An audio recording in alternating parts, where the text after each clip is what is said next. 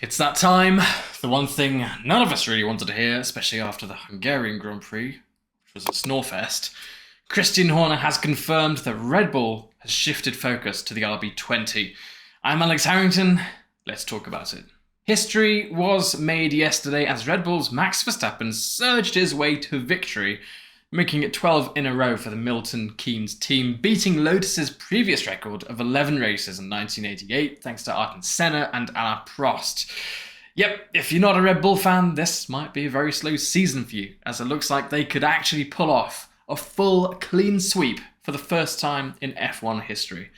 Yesterday, Max finished 33 seconds ahead of McLaren's Lando Norris, so with the RB19 comfortably ahead, they can almost safely let it be for the rest of this season and turn their main focus to next year.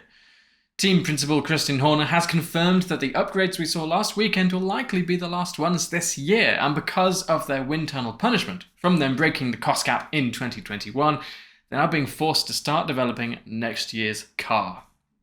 Talking about these upgrades, he said the following, according to motorsport.com. They did what they said on the tin. So, from that point of view, it's sort of box ticked. And now with the handicap that we have to really swing our focus over to next year because we have a significant deficit of wind tunnel time compared to our competitors. And we have to be very selective in how we use it.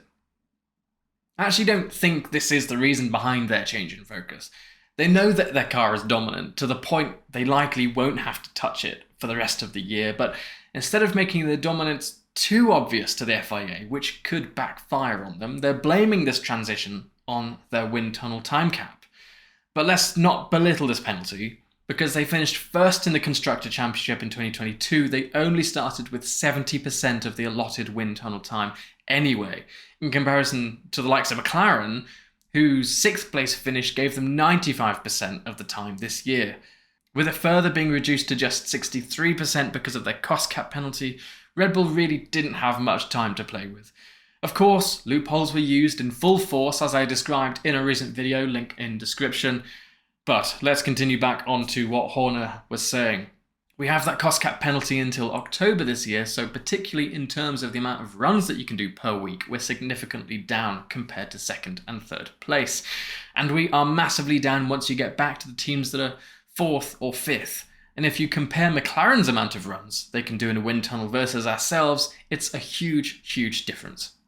So of course we have to be very, very selective in the running that we're doing, and that's why the engineering team back in Milton Keynes are doing an incredible job in the way they're effectively and efficiently developing the car.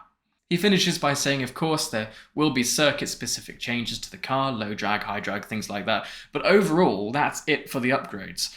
The issue that stems from this, with Red Bull starting development so early, it's likely they'll yet again have a huge head up on the competition next year, meaning we could see something similar to this year where Red Bull has just run away with it. And if my sources are correct, the team already have parts being tested in the wind tunnel as I speak. Now, to combat this, teams such as Mercedes are also looking at starting development for next year. Toto Wolff said this, according to formulapassion.it. We have no choice. These placements are not our goal. We want to get back to the top and win the championship. It won't happen this year, so we need to look to 2024, using the next races to learn and develop the W14 in order to have the improvements on the next car as well. The likes of McLaren have made huge improvements over the last race, so we can only hope that we'll see similar jumps next year between the top teams. But I think it's fair to say that the regulations haven't worked as the FIA had hoped. Just like every other era of F1, where there is a certain team that runs off with it, Hamilton, Vettel, Schumacher, we have that right now.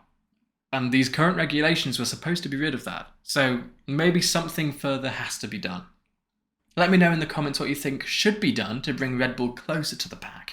And while you're down there, please like and subscribe. For daily news, rumours and editorials, go to f1briefings.com, the largest F1 website in America. I've been Alex Harrington. See you in the next video.